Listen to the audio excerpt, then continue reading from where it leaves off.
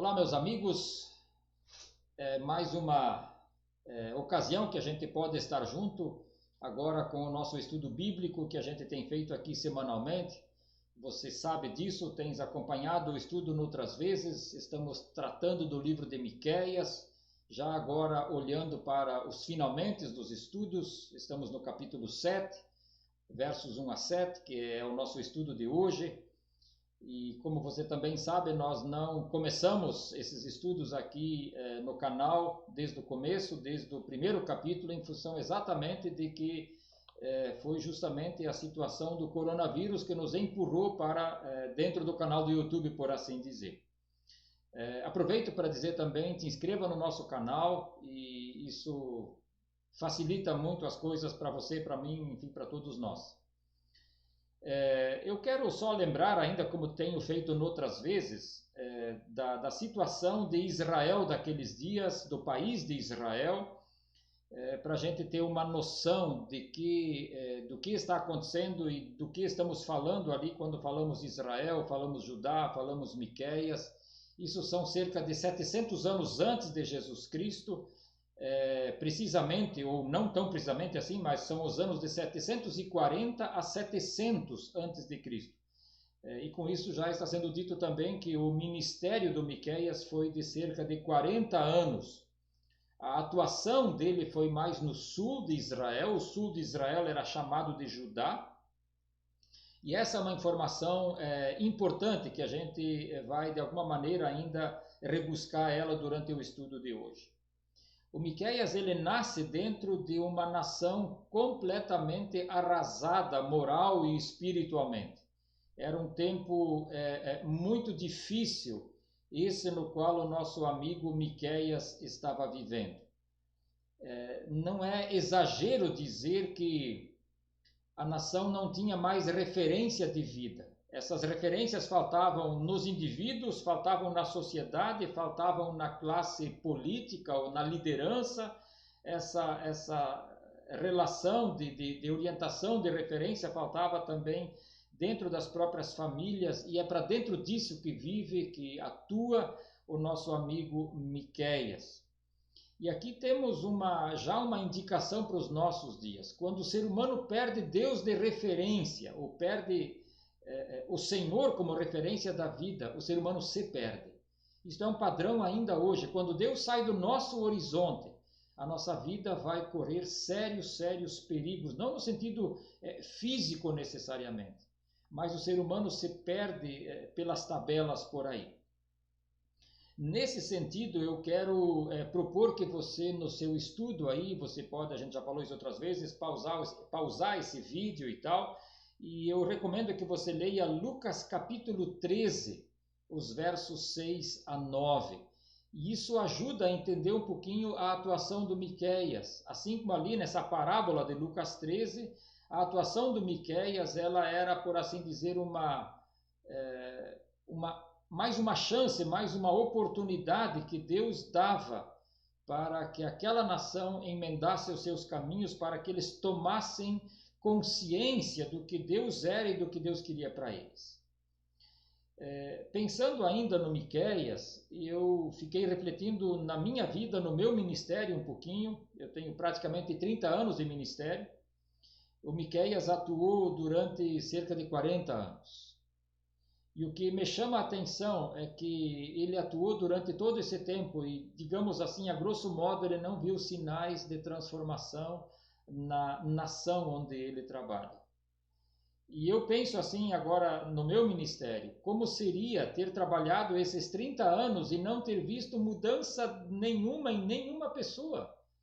Eu penso que é desesperador trabalhar sem ver o resultado do seu trabalho, pois esta era a situação de Miqueias. E foram 40 anos, e ele não viu aquela nação, aquela gente, aquele povo metendo o dedo na consciência e tomando noção da realidade e dizendo: uau, nós precisamos mudar alguma coisa. Então, versos 1 e 2 desse nosso, aliás, verso 1 desse nosso capítulo 7 de Miqueias, ele nos mostra daria para dizer assim, não é exagero, que o Miqueias meio que joga a toalha. Ele diz: que desgraça a minha! Sou como quem colhe frutos de verão na respiga da vinha. Não há nenhum cacho de uvas para provar, nenhum figo novo que eu tanto desejo. O Miqueias olha para a nação na qual ele serviu como profeta durante 40 anos, ele não vê resultados do seu trabalho, e aí ele diz: a minha vida é uma desgraça, tipo assim, eu não dei certo na vida, o meu ministério não surtiu efeitos.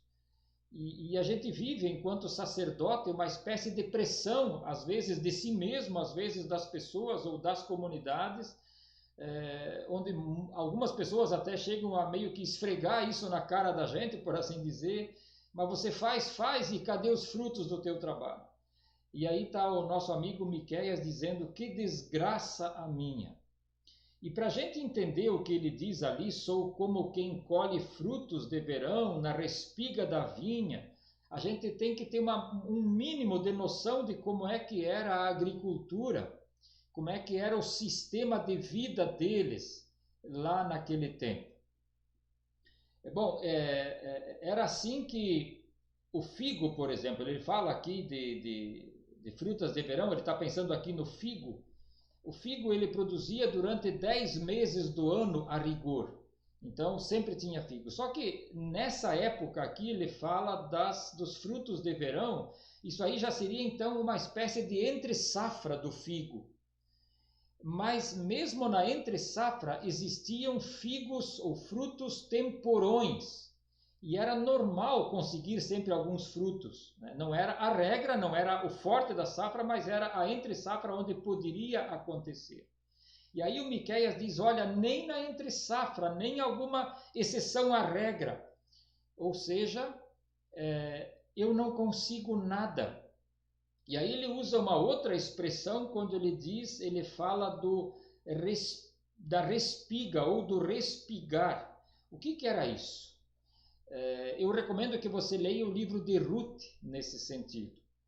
O respigar era o seguinte: havia uma lei entre os judeus, e essa lei está em Levítico 19, versos 9 e 10, e também Deuteronômio 24, versos 19 e 20. E essa lei dizia que quando eles, os judeus, colhessem as suas lavouras, ou tirassem os frutos das oliveiras, ou dos parreirais de uva, ou dos pés de figo, eles não deveriam colher tudo, deveriam deixar alguma coisa sempre para trás. Por quê? Isso que deixassem para trás, as sobras, por assim dizer, das beiradas das suas lavouras, deveria ser então uma espécie de providência divina para órfãos, para estrangeiros, para peregrinos, viúvas, enfim, pessoas que estavam passando por dificuldades. Essas pessoas, elas então teriam, quando entrassem numa lavoura, alguma coisa para elas poderem comer. E essa é a história de Ruth que eu mencionei há pouco. Então, o Miqueias diz: olha, eu procuro, mesmo respigando, ainda mesmo na respiga, mesmo passando mais uma vez, eu não encontro nada que se valha a pena, não encontro nada de bom na vida de vocês enquanto povo. Dito mais uma vez, é realmente frustrante aquilo que o Miqueias vive, aquilo que ele diz quando ele menciona: que desgraça a minha. E por isso a gente já falou em outros momentos aqui no estudo bíblico, é por isso que a nação de Israel estava destinada para o exílio. E o exílio outra coisa não era do que juízo de Deus. Então, aqui ajuda a gente a ver mais uma vez que Deus tinha razão em decretar esse juízo, esse exílio. Por quê? Porque o profeta trabalhou 40 anos, esse profeta olha para trás e não vê resultado, ele faz essa comparação com a vida agrícola deles e diz: mesmo que eu ainda respigasse, mesmo que eu tentasse passar mais uma vez, eu não vou achar resultado positivo na vida dessa nação.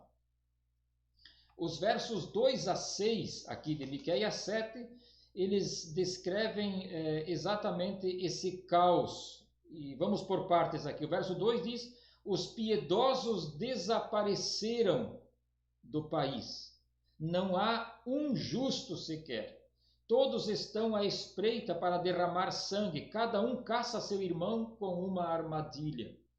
Não é assim que a vida piedosa era, digamos assim, algo em extinção. Não, ela já tinha sido extinta. Não tinha mais vida piedosa. A nação era um caos. Tem uma história, aliás, uma frase de um cidadão chamado Plautus. Era um dramaturgo romano e esse homem viveu em 254 até 184 antes de Cristo ainda. E esse Plautus disse a seguinte frase já naquele tempo. E essa frase original está em latim, que eu vou arriscar um latim aqui. Homo homini lupus. Isso significa o homem é o lobo do próprio homem. E aqui em Miqueias 7:2 é isso daí que nós temos diante dos olhos. Ele diz: não há nenhum justo, todos estão à espreita para derramar sangue, cada um caça seu irmão com uma armadilha. O homem se torna o lobo do próprio homem. Lembra, meu amigo, que eu falei mais no começo desse estudo, quando eu mencionei de que quando o ser humano perde Deus de referência, ele se perde? Pois aqui temos essa situação. O ser humano, ele é o inimigo de si mesmo. Ele é inimigo do seu semelhante e o seu semelhante passa a ser o seu próprio inimigo. Ou seja, pessoas que deveriam zelar uns pelos outros ameaçam uns aos outros. Isso está muito claro no verso 3, quando ele diz: com as mãos prontas para fazer o mal. E aqui agora ele está descrevendo a figura dos líderes. Aliás, essa figura dos líderes que deveriam fazer coisas boas e só fizeram tranqueira, isto já apareceu também no capítulo 3. E agora, novamente, isso é retomado no capítulo 7, verso 3, onde é dito que o governante exige presentes, o juiz aceita suborno, os poderosos impõem o que querem, todos tramam em conjunto. Eu não quero agora entrar numa política partidária, mas observa, falando muito sério, meu querido, observa nisso aqui as semelhanças com a política dominante em nossa nação. É muito triste dizer isso, mas essa é a verdade. Todos tramam em conjunto. Eu não estou fazendo política partidária, estou apenas lendo e tentando interpretar um pouquinho daquilo que acontece. E aí, olhando para a nossa nação, não é difícil de dizer que durante muito tempo Deus não era mais referência. Portanto, quando Deus sai do horizonte do ser humano, o ser humano se perde. Quando o ser humano perde Deus de vista, o ser humano se perde. Isto dá para ver muito nitidamente em toda a história do Antigo Testamento, em Miqueias de uma forma muito, muito precisa. E se nós quisermos ser honestos, e devemos ser, é bom que sejamos, isso dá para ver também em nossa volta, ou à nossa volta, isso está muito, muito claro. O verso 5, ele mostra a bancarrota dos vínculos sociais mais próximos. Ele menciona: não confie nos vizinhos, nem acredite nos amigos. Uau, peraí, não acreditar nos vizinhos e nos amigos, sobra o que para a gente? Aí ele diz: até com aquela que o abraça, tenha cada um cuidado com o que diz. Caos. A situação ficou péssima. E o verso 6, ele piora mais ainda, quando ele diz: pois o filho despreza o pai, a filha se rebela contra a mãe, a nora contra a sogra, os inimigos do homem são os seus próprios familiares.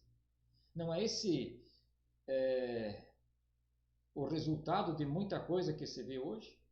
quando a gente olha, eu não olho e nem recomendo muito que se olhe, mas quando se olham programas como Cidade Alerta e similares na televisão, é isso daí, só falta pingar sangue da tela da televisão.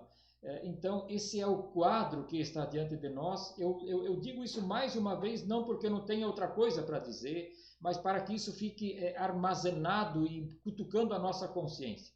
Quando o ser humano perde Deus como referência, o ser humano se perde. E aí as pessoas mais próximas, a própria família, os vizinhos, os amigos, ele diz, não dá para mais confiar neles. E é o caos mesmo, e é por isso que ele vai dizer lá, antes os piedosos desapareceram, e a liderança política, quem deveria fazer as leis e cuidar e zelar pelo cumprimento das leis, essas pessoas, eles formam um conluio, formam conchavos e por aí vai.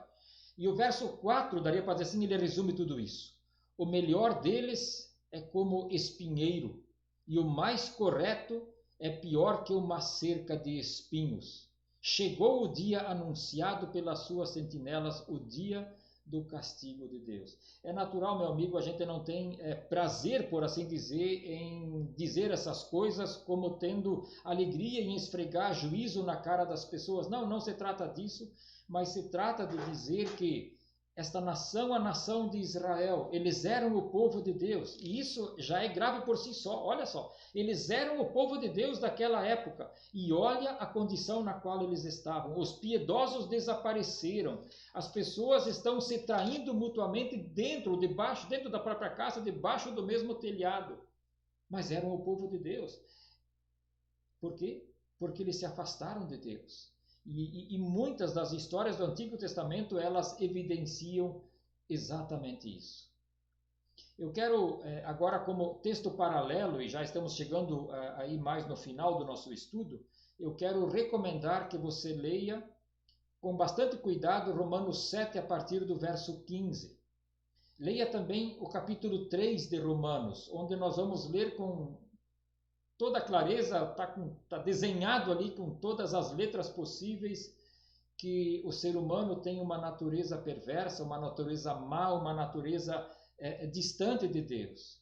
Portanto, aquilo que nós vemos na sociedade, outra coisa não é do que o resultado exatamente desse distanciamento de Deus.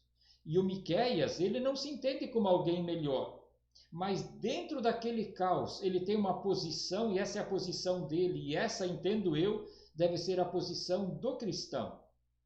No verso 7 aparece isso: mas quanto a mim, diz ele, ficarei atento ao Senhor, esperando em Deus, o meu Salvador, pois o meu Deus me ouvirá. Tempos difíceis não significam que Deus esqueceu da gente. Tempos difíceis significam muitas vezes que nós estamos colhendo o que plantamos. Infelizmente, essa é a verdade. Temos prazer em dizê-la? Não, mas também não temos o direito de omiti-la. E essa é a verdade que aparece na história de Miqueias, muitas vezes, embora nós não estamos mais no Antigo Testamento, mas muitas vezes é também a história do distanciamento de Deus em nossos tempos. E o que me chama a atenção é a postura do Miqueias com dois movimentos aparentemente passivos, mas eles são de grande significado na vida de quem confia em Deus. Ele diz: ficarei atento ao Senhor. Ou seja, Deus não sai do radar de Miqueias, por assim dizer. Ficar atento não é algo completamente passivo. Eu preciso observar as coisas e preciso tomar uma decisão. O que é que eu quero observar na vida? Eu quero observar o caos e dar voz ao caos? Eu quero dar voz às tragédias? Ou eu quero prestar atenção e dar voz ao falar de Deus no meu coração? Este é o ficar atento. E a segunda coisa que fica evidente na vida do Miqueias é esperando em Deus, esperar em Deus. Não é fácil, porque a nossa tendência é o quê? Nadar junto com a correnteza. E quem nada junto com a correnteza é peixe morto. Peixe vivo nada contra a maré, nada contra a correnteza. E por isso Miqueias diz: eu vou esperar em Deus. Eu não vou me aliar ao mal, a minha esperança está em Deus e naquilo que Ele vai fazer. E já está fazendo, e por isso ele diz, o meu Deus me ouvirá. Quando e como será isso? O Miqueias não sabia, mas chegou o tempo em que Deus fez restauração também para aquele povo ali. Essa é a confiança, a do Miqueias, de um homem que entendeu que Deus está no controle. E esse é o antídoto para não desesperarmos. Confiança no Senhor. Também nesses nossos tempos turbulentos, cinzentos e indefinidos no qual estamos inseridos hoje, não só a nível de Brasil, mas também a nível de mundo. Que Deus nos abençoe.